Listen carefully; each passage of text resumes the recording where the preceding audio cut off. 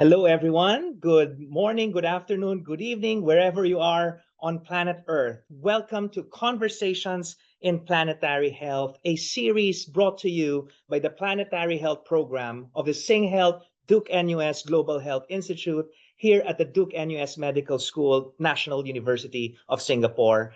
I am Dr. Renzo Guinto, Associate Professor and lead of the Planetary Health Program, and I will be your moderator in today's conversation.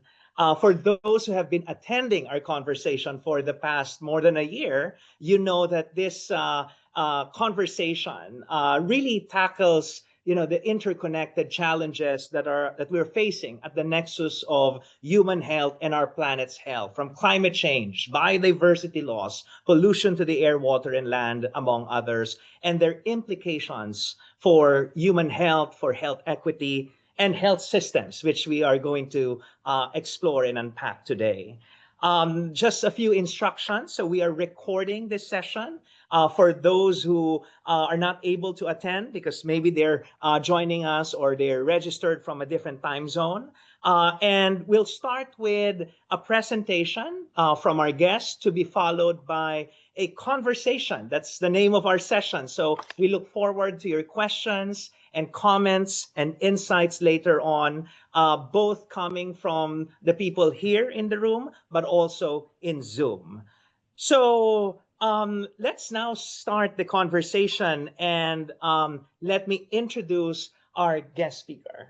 Our speaker is an associate professor at the University of Antwerp in Belgium, and she is also a visiting associate professor here at the Department of Family Medicine and the Center for Research and Health System Performance, or CRISP. Great acronym, at the Yong Loo School of Medicine, also located here at the National University of Singapore. She's a scholar and practitioner in the fields of primary care and public health. Her work focuses on understanding and improving health systems, particularly in relation to chronic diseases and health policy. So without further ado, let's give a warm welcome to Dr. Josefien van Olmen. Welcome to Duke-NUS, Josefien. Thank you very much, Renzo. It's an honor to be here. And nice to engage with many people in this timely and for some people early moment. Before we start, maybe something about myself and my position. I am a Western GP trained in evidence-based medicine, and I also, apart from still practicing, I train Belgian colleagues in how to do family medicine. But honestly, I see many patients I can't help with this evidence-based medicine toolkit: chronic fatigue, chronic pain, fibromyalgia. So that's a daily struggle and challenge of today's medicine as well. I started much younger as a doctor and hospital manager in Tanzania and Pakistan. A bit of coloniality perspective also, I'm afraid. But I'm married to an anthropologist who provided me with critical perspectives. At least that's what I hope. Oh yeah, and I am an AI user, so some of it helped me. The rationale for this session is, of course, that it works both ways. Health system goals are impacted by planetary changes. Destabilization in ecological systems mean that humans and non-humans will suffer. I think humans will suffer the most. And that suffering is not evenly distributed. So health systems, which were once defined to have three core raison d'etre, let's say, to contribute to better health, to respond to the needs of people, and to do that in a fair way, with equity being a core underlying principle. Well, all of these goals are impacted by planetary change. And the IPCC has modeled part of the impact of planetary health of climate change on health outcomes in their reports very nicely. You can see here models from if you have a 1.5 degree raise in temperature, what that does on the disease burden and part of the determinants. But if you go to the more threatening targets of 4%, then you see these circles of impact really growing a lot. So the evidence is there to frighten us, I'd say. On the other hand, vice versa, healthcare production impacts the planet itself. Healthcare is a big polluter. Estimates say that 5% of the greenhouse emissions come from healthcare industry, and then especially hospitals and the pharma industry being the biggest contributor. So there is certainly a part of unintended harm of health systems. It means we have to think about health systems and the context of health systems and how this health system perspective merges with other perspectives. And this framework we've been using for quite some time to look at what a health system is. And I think you know the basic components, service delivery as a central element, but being steered by the resources which you need to provide those services. So that's funding, that's the people who do the work, that's all the infrastructure and supplies and the knowledge and intelligence you have, led and governed by the people, let's say, in charge towards those outcomes and in interaction with the population. And that context bubble, was always context, right? And something we would look at in the margins, maybe, but not central. Yet, if you take the definition of planetary health, and this one I took from Remco van der Pas, achievement of the highest attainable standard of health, well-being, and equity. That's the three objectives, with attention not only to human systems, which is, I'd say, the natural domain, what we look at, but also the Earth's natural systems. Well, then you are forced to think bigger than the framework I showed in the previous slide. It was until I started reading Amitav Ghosh's The Nutmeg Tree that he provided me with some lenses to think about this issue, about a holistic system view, recognizing the interconnectedness of life and Earth. I can certainly recommend you reading it if you haven't done. But maybe we should first come back to the more prosaic title of this presentation, The Reimagining of Health Systems. And Remco asked me to start from my framework. Well, I've showed you the framework we've used, but there are many other frameworks which also take into account planetary health. And just this year, a scoping review and a content analysis of these new planetary health frameworks have been published. So that work was made very easy to me in showing 6 themes which come up in these new frameworks. And I'll walk them over with you shortly. The first theme which in all of these frameworks comes up is the bidirectional impact between health systems and the environment. And they call it an inside-out impact. The greenhouse gases impact on water, waste pollution. I think Renzo mentioned a couple of them already. And the outside-in impact. The first slide I showed with disasters and changes in burden of disease. So both of them, show the connectedness. Second theme is the need for vision, advocacy, leadership, and sound communication in order to make the right changes. And in the paper, they actually give you some good, I'd say, ideas on how you have to work on strategies for those. First of all, a sound rationale to make people moving towards change. And several levers and motivations you can touch upon. I think a very strong one, apart from a moral imperative, is the professional obligation and responsibility of people who have chosen to work in the health system and the health sector. If you want to work on health, you it implies that you also work on the planetary perspective of that.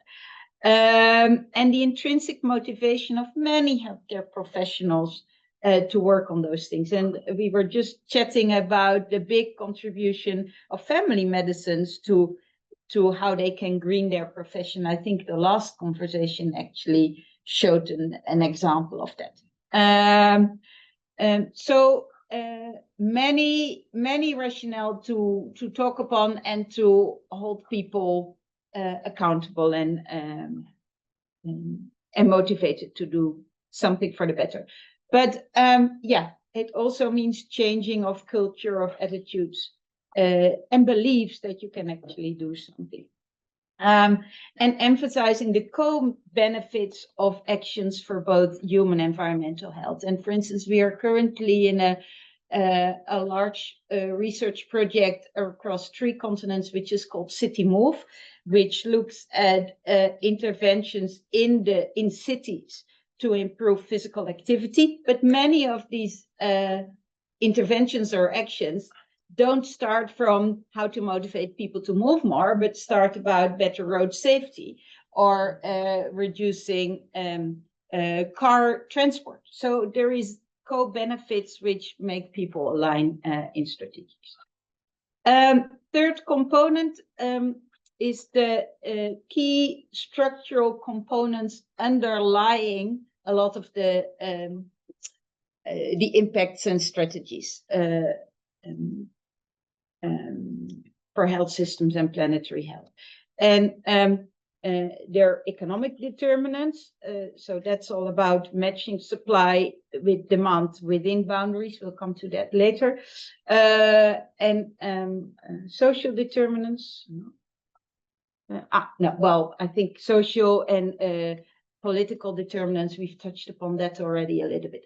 Then the fourth and the fifth component is about, let's say, that big care delivery system in the middle and how you can green that or steer towards green performance management, and which models of care are driving forces for that. And might not be a surprise to you, coming from my position, that I will argue that primary care is the basic cornerstone of models of care which take planetary health into perspective.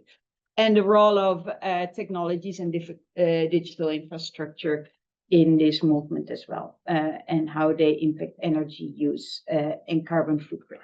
And the last component in most of these models is how to set up evaluation and accountability systems, green dashboards, metrics, all of that is probably a separate topic in one of your series. So yeah, the article mentions at least 10 different frameworks which deal with all of this. I invite you to read it yourself and look which of the frameworks suits your purpose. The critique of the paper was that there's little operational action. Well, in fact, already 10 years ago, the WHO came up with an operational framework for how you can, which strategies you can take across building blocks to build climate resilient health systems. So I do think there are things which you can do pretty concrete, which are laid out there. It provides advice per building block, how you can build your health system and the public health programs within your system in a systemic and effective way to increase climate resilience, and the resilience being a core component of that, where they say that's defined, the strength of the system is affected by exposures, by how sensitive it is, but can be strengthened, of course, by building your adaptive capacity. And this framework was built before the COVID crisis, but I think the COVID crisis gave it an enormous lever to think about not only such acute crisis, but also the longer term crisis. So the arrows there on the right side show that every political decision has different outcomes, and you have choices to make and opportunities to grasp.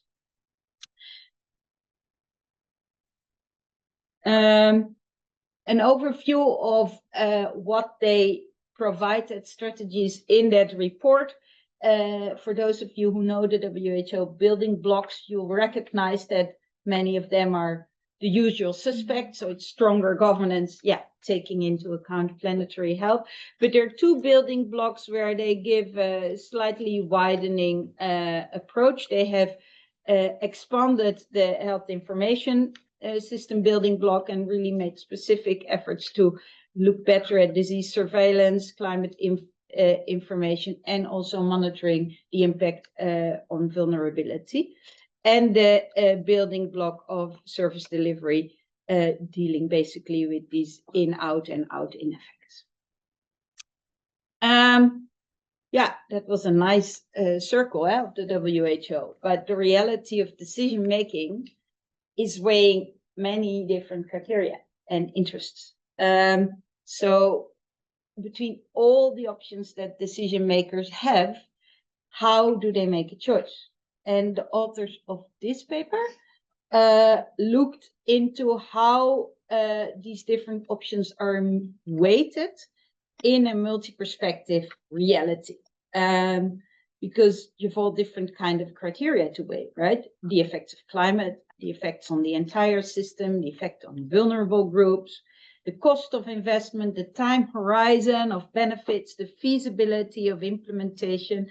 All of that is different for different options.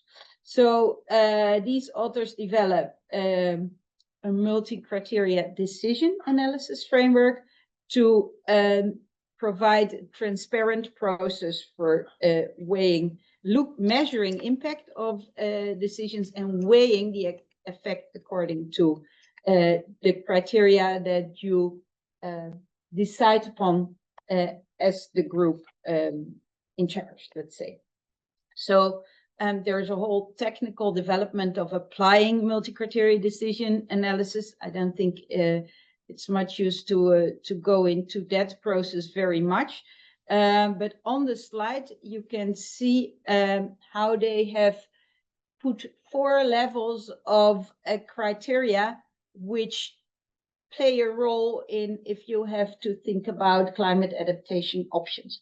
And the first 3 levels are relatively generic. That's what type of inputs does it need, and how much public financing is needed, implementation needs, how easy is it, how feasible is it to implement certain options, and indeed the time frame of it.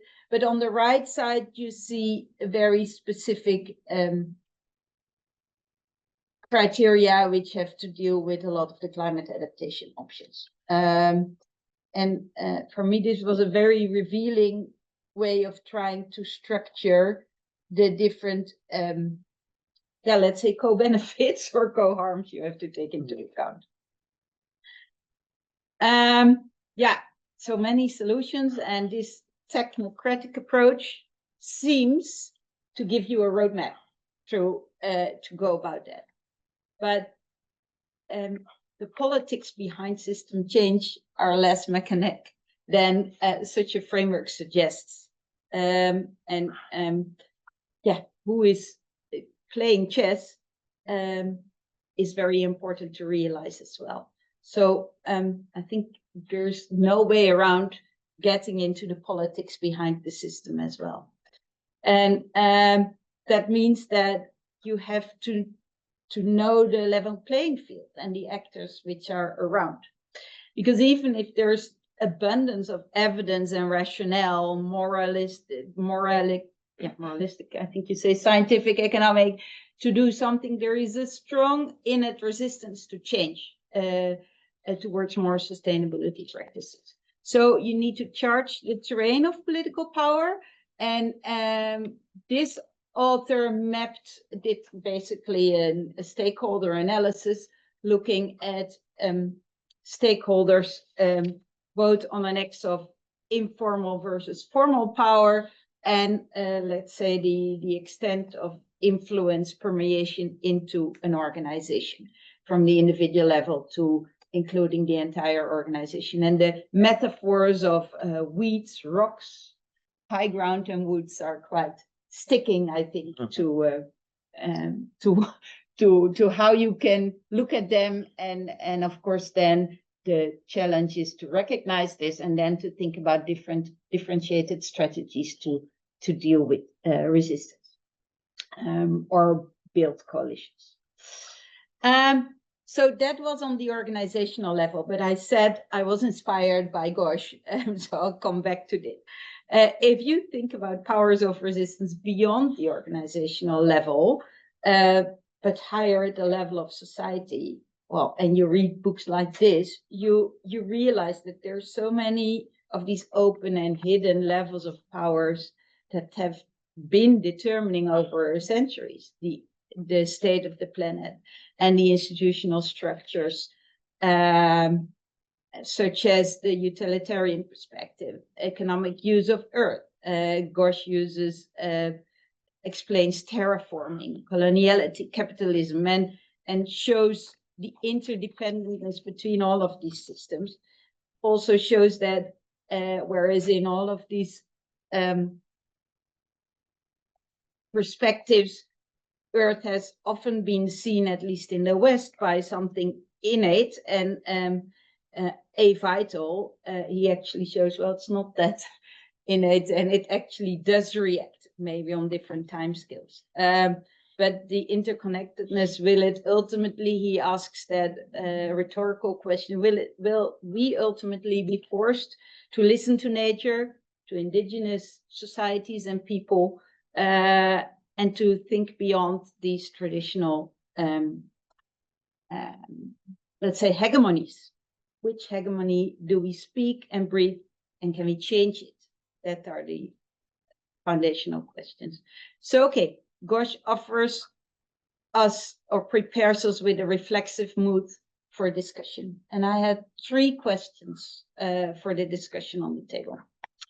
The first one is, what is in our health systems? Do we include indigenous knowledge systems about health, about medicine, about curing, about biodiversity? I already said I was raised in modern medicine, but or in evidence-based Western medicine, it doesn't provide me all the answers. And does traditional and complementary medicine provide better answers or complementary answers? It usually does not rely on expensive high-tech medical equipment. It is prepared from locally grown medicine plants, self-care methods. So there might be many benefits to think about these kind of knowledge systems as well. I read this joint report on primary care and traditional and complementary medicine from the Asian countries, which was already, I think it's 10 years old, but it shows that probably with my background, I have to listen and a lot to learn in this context as well. Second question, how do we limit our health systems? I walk through the National University Hospital every day, and I see posters of precision management, advancement in robot surgery, and all of these new technological advances. And it seems like it's an ever expanding mushroom, right? But yeah, what does it render? All these innovations and all these ever growing developments. We know that there are limits to growth, and that there is an optimum of production of goods and services also in health, and that overshoot is a problem. And Hanser is an economist who forces us to think a level deeper on system leaps between consumption and healthcare and economics, and how they reinforce each other to a tip over point, which is called uneconomic growth. With increasing production and consumption, yeah, in the beginning, that leads to more utility, but also at a certain moment to more disutility. And at a certain moment, you reach a tipping balance where there's more disutility, or at least that the marginal disutility exceeds utility. And that's what he calls an economic growth. And healthcare is an important part of economic growth also ever. 10% of global GDP is related to healthcare economics. And so also within the healthcare industry, we have to think about this. And he did that. He actually shows and models the overconsumption of healthcare. And the upper part of this bubble is what you can call necessary and beneficial care.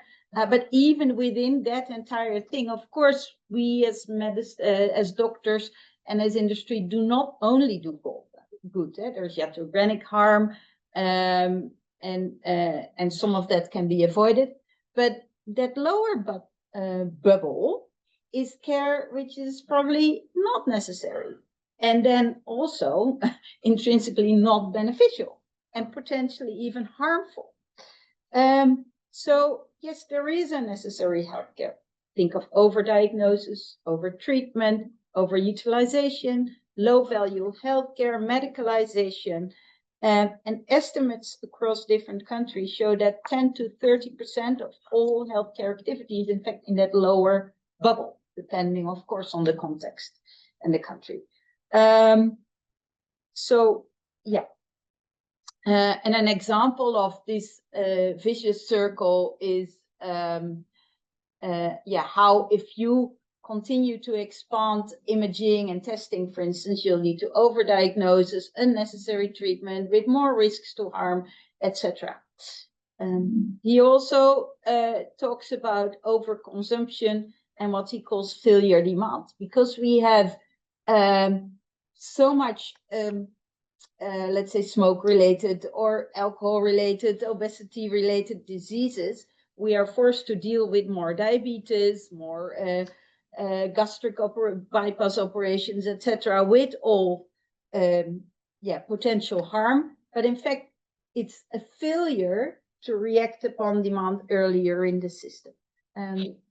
So yeah, it seems right to see that we have to focus on the right care and take out the unnecessary and non-beneficial care. But how do we do that? With all the commercial drivers behind it. I'll leave this economic model behind. So that brings me to our last question: what is our role beyond the academical discourse? How do we listen to people? How do we give voice to people who are not heard? And how do we make choices for what we do, what we research, and which language do we use? Really good to understand what are the underlying powers. This is, for instance, the growth of private equity in healthcare. If you see that increasingly being true, then who is steering the investments? A lot of private capital, and that is an implicit voice, which we at least should, I think, visualize and then discuss. To end on a positive note, I want to highlight a research project done by one of the colleagues in Antwerp with, among others, also here, people from Cambodia, Go for Health, where they really try to give people on the ground a voice on what are actually sustainable development goals and how should we listen. So there are things which we can do, but we have to ask ourselves some fundamental questions, I think.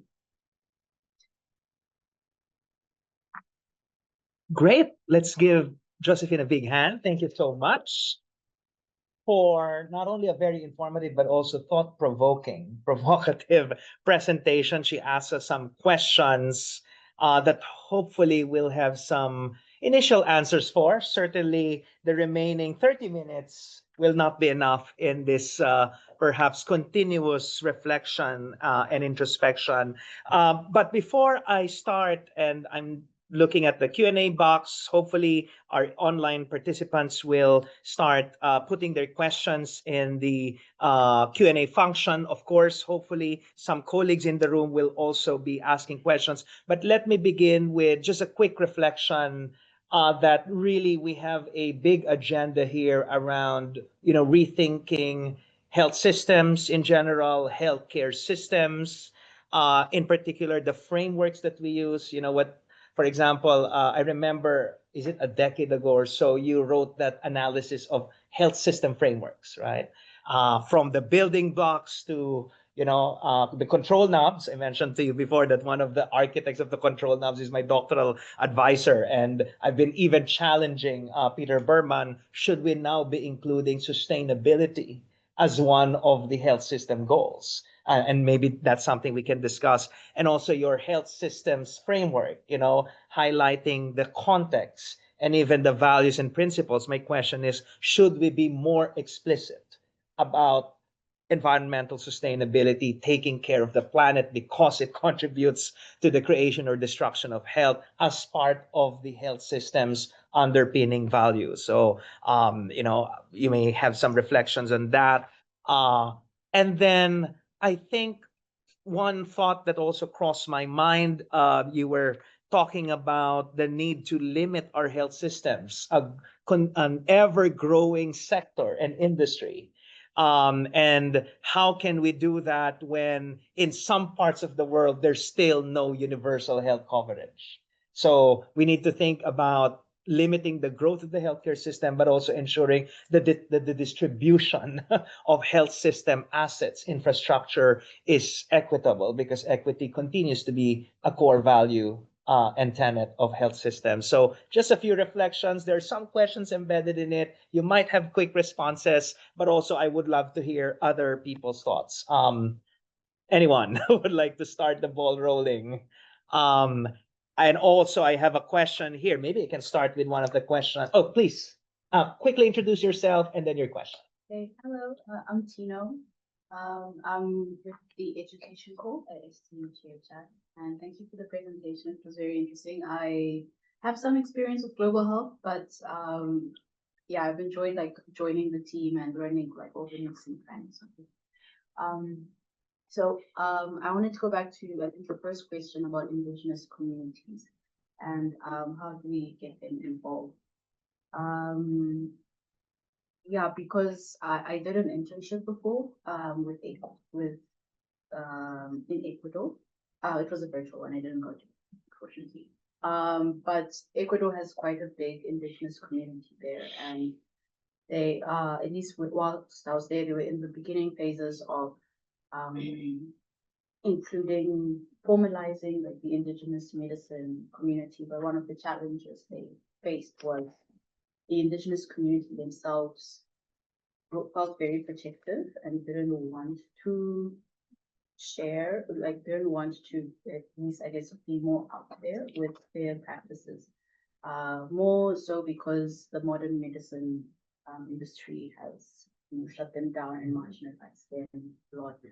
So they're still working on it. I think one of the universities is even trying to come up with a degree. But a lot of the challenges also that a lot of the teachings are verbal and more, even within the indigenous communities, it's only selected people chosen to carry this information on. So how would now this day and age, what would including the indigenous community look like? It sounds like you still have to first come in peace and then form the foundation of trust. Then how can that look? Well, you give the answer. It's trust, and you don't build trust in one day. That's true.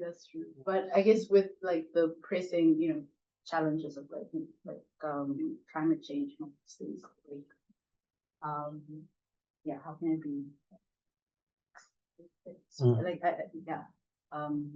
How can we make this happen? Yeah, how can we make it happen? And making this happen beyond adding them into the framework. Yeah. Right? Because I think that's also quite, superficial. I mean, you're already mentioning, the importance of rebuilding that trust and restoring the trust that was destroyed for centuries due to colonization, due to industrialization.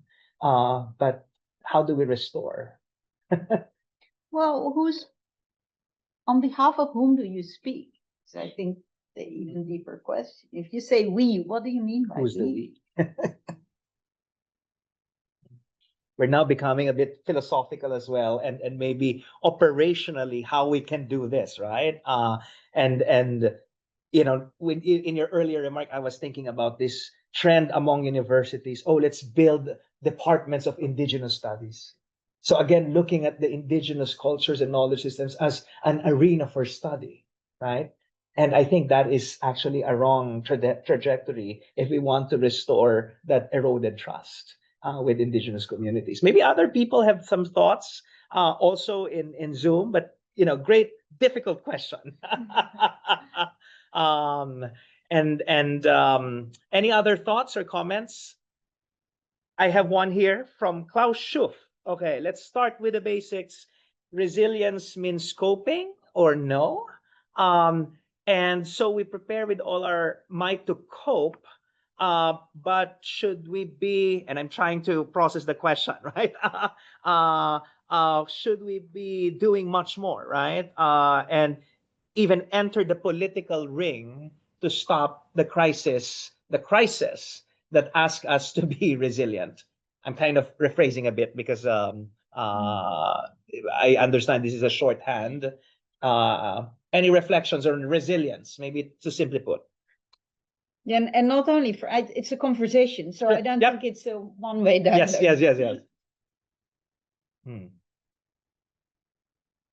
Any thoughts? Yeah, I'll read the questions for you. Don't worry. You can ignore the screen. So resilience means coping. Right. Well, You have a slide a while ago. You showed the resilience framework from the WHO. I think resilience is how you deal with external forces. And then the slide before I said there's not really external, it's one interconnected system.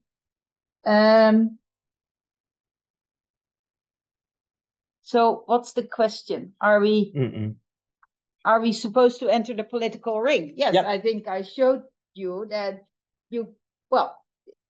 everybody has his own role to play. So be aware of your own position and what you can do. I'm a researcher and a medical practitioner, so I can maybe make a difference in a one-to-one context. I can maybe make green choices in the primary care practice where I work, and I can make a difference in providing evidence for such multi-criteria decision analysis. Whereas a politician has another role to play, but it means that we should at least search for the dialogue with each other to exchange and to find common ground. And I think that's also where your remark come in. Whom do we invite in the dialogue? And not only once to come and listen, but on a continuous basis. So yeah, that is political. Who is on the table? Yep. And in a way, there's one question from Maria Kartika, a good friend of ours from Indonesia, in relation to that comment, whose knowledge counts in planetary health era, and how can health systems create space for pluralistic, community-defined models of care and sustainability? And I must say that Gosh was very critical to academics as well. Look, you in these big buildings, you develop science according to your methods, and tend to ignore or not listen to other types of knowledge which are there. And I think the paradigm is somewhat being aware, at least, that there are other knowledge systems, but there's much more option to work together and to value the different types of knowledges, taking into account artistic works, journalism, storytelling, and to build that all into a joint movement. Great. There's one question, and a while ago we were touching on the need for a reevaluation of our values, principles, goals within the healthcare sector. And I think one of the ways to operationalize that, because, values, principles, some might say, oh, it's too abstract, right? Is by identifying or redefining the metrics that we use for health system performance. Should we now be questioning the DALIs, these UHC indices that are being proposed, and instead transition to more holistic indicators that really value and measure care, resilience, well-being? Any thoughts on measurement? That's a difficult one, huh? Because as a researcher, I'd like to monitor things, and if you monitor, it's by definition reductionist, and putting things down to things which you can monitor.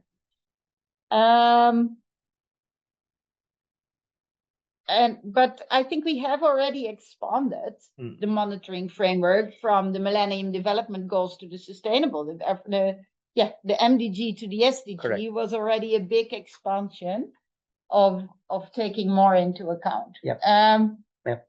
But and maybe it went too far, right? And too much. I don't know, but if you want to do everything at the same, there pros and cons. Yeah, it's a balance, right? Indeed. You want to move forward, you do that with little steps, but knowing that there is a bigger picture, and you'll have to have this dialogue about the values and what are, apart from this reductionist impact on indicator XYZ, what's the bigger underlying thing you want to achieve, and what are the unintended consequences. So I think you will always have to be moving up and down between these two speeds and frames, probably. Thank you. I wouldn't know as a pragmatic human being another way how to get around that, but we probably need philosophers to help us to challenge inform. Yep, indeed. this paradigm as well. Let's go back to the room. Any questions? I have a question. You mentioned about... Introduce yourself, please. Oh, yes. My name is Arpita. I'm in the policy core team at the Global Health Institute, and I work around different health issues and policy-oriented research and implementation activities. Very nice to meet you, and thank you for the presentation. It was very informative. So my question is about technologies, like you did mention about how that can shape in building climate resilient health systems. So what do you think AI can help in terms of implementation and in terms of climate health? And how do you think it can change the way we look at climate health issues? Well, AI is another technology. So, and as all technologies and all tools, you can probably use them in a good way, but they also have harmful effects. Yeah. So you'd have to look at the total impact. When you use AI, how can it make healthcare more efficient, more beneficial to the vulnerable, reduce a carbon footprint? But at the same time, also, what are the energy impacts of using AI? Or what's the impact on the use of stereotypes? Or how is our private interests behind pushing AI influencing the value-based system which is under there?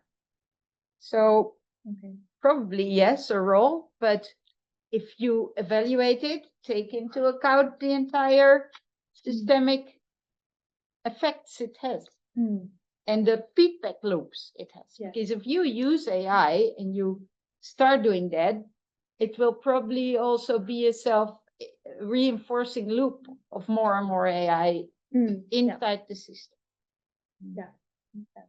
Thank you. Thank you. Yes. You mentioned earlier that, this idea of, health systems resisting changes, right? And we've seen so many episodes in the evolution of health systems worldwide when they had to, or they're resisting, changes that are happening, and then eventually change inevitably happens, right? Do you envision or foresee or predict that health systems eventually will be moving towards faster change in this area of sustainability and planetary health? Well, if we don't change we hit the wall eventually. There will always change is an eternal part of development. The question is, do you want to anticipate certain changes and try to steer impact and effects in a way that you think are more in line with your values?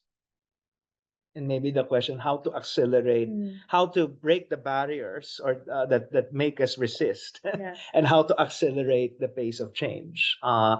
And that, I think, is one recurring question from our participants, especially in Zoom. Like now they're asking, okay, any practical tips? How can we communicate this, for example, to healthcare executives, ministers of health, and other key decision makers in the health sector? Yeah, so the practical tips were, I think, in the slide first with all the technocratic solutions which are out there, and how you can weigh them according to your different value systems and the interest at stake and the evidence which is there for each of the solutions, versus how do you build coalitions and deal with change. And that is the stakeholder mapping, these weeds and high growth. So the very simple stakeholder dealing we did in another project was ignore the weeds and build with those who are already on your line and try to move them to get bigger power. So look for your potential allies. Correct. Yeah.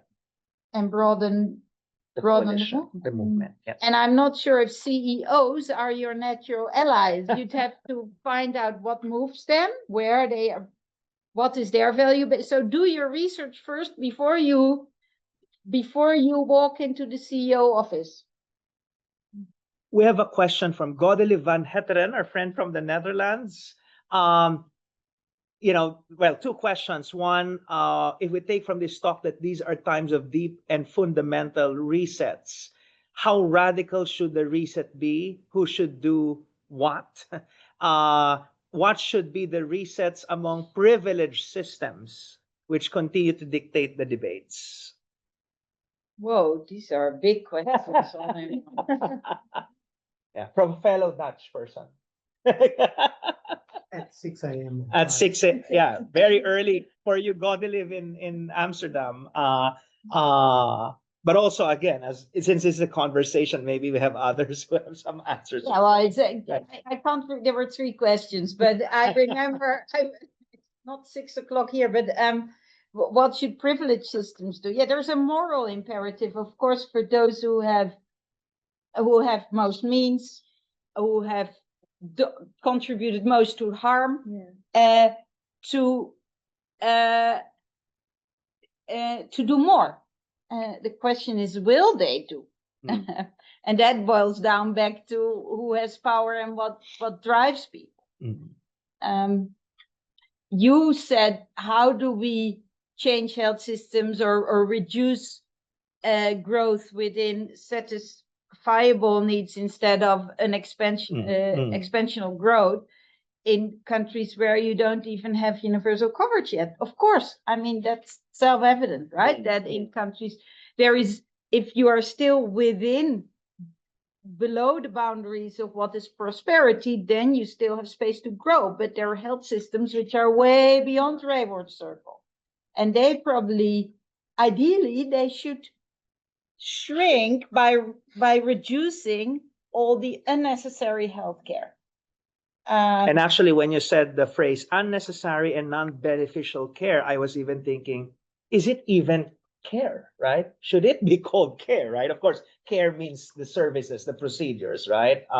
But ultimately, care should be beneficial and necessary. Yeah, but I mean, that's the whole degrowth protagonists who show us that for a long time, growth has been equaled with more wealth, more goods, more consumerism.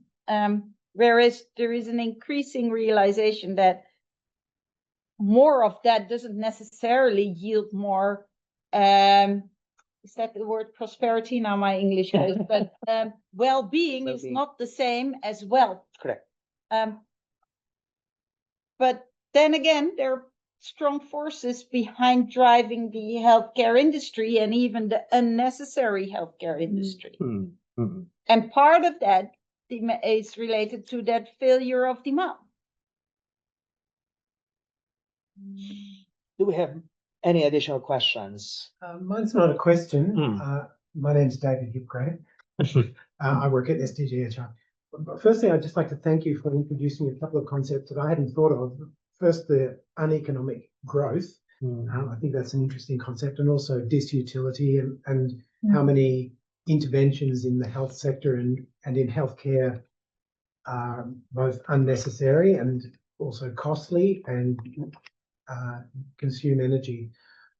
So I guess I'm trying to frame a question out of this, but it's whether you see a growth and an interest in healthcare service delivery that focuses more on prevention and on efficiency, on interventions which are very efficient in terms of the amount of information they provide about the individual or about the health of the community, etc. And I'm thinking of new interventions which are becoming cheaper and cheaper, like genomics, use of AI in things like ultrasound or other forms of diagnosis, like even in radiology, or where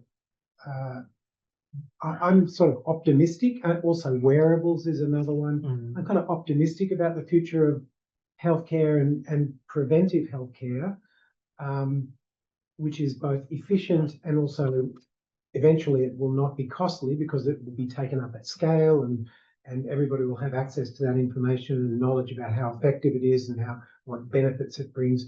And all of this, I think, can be done firstly at lower economic cost, but also at lower cost to the environment and in terms of energy use. So, and these are obviously health systems impacting concepts and interventions for discussion.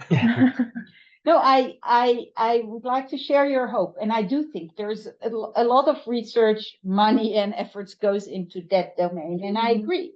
If the whole healthy aging part, but if you take a life course approach, this goes beyond generations, and that has the potential to have these effects.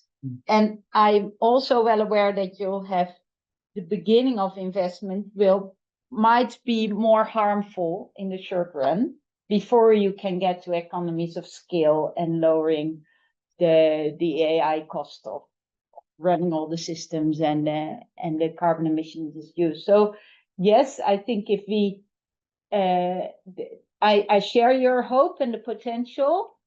I do think that there again, it's very important to keep discussing amongst the researchers who do this, but also the industry who funds it. What are the fundamental values which drive why we do this?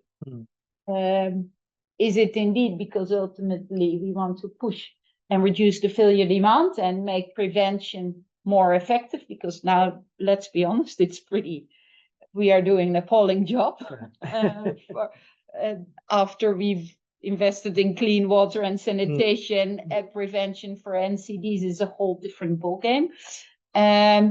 So if we agree among what are the driving forces, then we are able also to be aware early of what are the potential harmful effects which we overlook and be able to mitigate. Yeah, but I thank you for this perspective, because we could put them into a new seminar to look at the potential benefits of new developments for the greater good. Yeah. Great. Thank you. Any other comments, questions, please? Yeah. Thank you so much for this presentation. I'm Tanisha. I'm the research assistant at the Planetary Health Program of SDGHI. I think my question is, one of the driving forces and fundamental values that seems to be like shaping this whole ecosystem of health systems that produce and prioritize this unnecessary care that you were talking about is the profit incentive. It makes more money to put so much like human effort into this. Are there any positive cases or positive case studies you've seen where there are things that kind of exist outside of that, where there are other incentives to do work that may not necessarily be as profitable? And I don't know, do you think that the fundamental assumption that this is only happening because of the profit incentive is valid? I'm not sure if I fully understand, but it's not only happening because of profit. It's also happening because there is a demand and people use it. So that's how market works. And there are all kind of reasons why people use these kind of healthcare. That's, I think, another debate. Are there examples of people who invest in other types of healthcare? Yes, plenty, I think. People working in primary care, people who, because there are many different drivers of behavior and profit is but one of them. The trick is how do we, and that comes to one of the very first slides on motivation and rationale. There's intrinsic motivation for many people in the health sector to also do good things. Does that answer? Yeah, thank you. Maybe, and maybe it's inevitable to remove the profit motive, but we can de-emphasize it a bit, perhaps, in the health sectors, most especially. Yes, so how do you de-emphasize that? And you were, I think one of your first questions, you talked about the global system, but ultimately health systems are still governed by national societies. And there's a social contract Between the people. Between the people and the government. So I think it's first either at subnational level or at national level where these debates have to be held. And it's particularly difficult when some of these global companies have a bigger market capitalization than the GDPs of the country where they're promoting their products. Absolutely, absolutely. And that's why that slide about private equity was just one warning signal of the underlying hidden forces, which are true. We still think in national governments, but the power of national governments to actually steer things has been diminished. And it's fair to note this, to end on a somber note. Well, to end in a much more somber note, maybe you have a final word to our participants, both online and in the room. We've done the diagnosis. We've, tackled many difficult questions and challenges. Certainly, we can't provide all the answers in a 1-hour session. But what is your, marching orders? Or any advice, especially for the young learners and leaders who may be worried about the future, but also trying to make change? Yeah, know your motivation and know your skills and where you want to head through. And Wonderful. Well, thank you again, Dr. Josefien van Olmen, for joining us. Can we give her a big round of applause? And thank you. And of course, we have future episodes of Conversations in Planetary Health. Please join us. You can visit our website, the social media accounts of SDGHI. If you're on our mailing list already because you've attended several episodes, then please wait for the next announcement. But we also just want to inform you about our upcoming week-long module that will be held in April 2026, Planetary Health from Analysis to Action. So if you want to be with like-minded and like-hearted planetary health leaders in the making, please visit our website, learn more about the course, and join us here in Singapore to co-learn and co-design planetary health futures with fellow professionals from across Asia and the world. So thank you again, and see you in our next episode. Have a good day.